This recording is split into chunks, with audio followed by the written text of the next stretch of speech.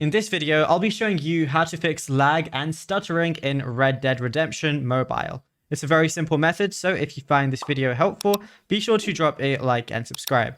Now, it can be really annoying whenever you're trying to play Red Dead Redemption Mobile on your phone, and all of a sudden you're just getting a bunch of stuttering or anything like that. That could really, ruin your experience. So there's a few things you're going to go on ahead and do. The very first thing is, no matter what phone you're playing on, please go ahead and make sure that you're not playing while your phone is charging. This is going to overheat your battery on your phone because it's going to be trying to do two things at once. So never play the game while your phone is charging if possible. The next thing you want to do is on the top right, click on the map, which is going to open up your settings.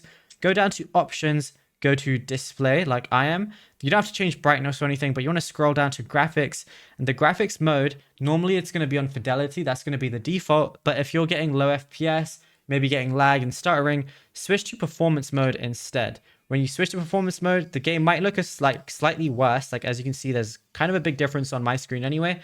And you're going to get more FPS this way, so you're not going to be stuttering all over the place as much.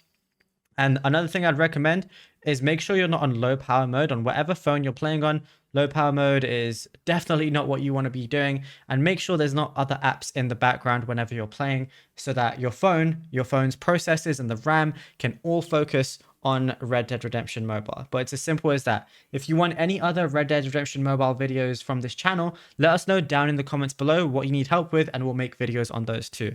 But anyways, thank you for watching.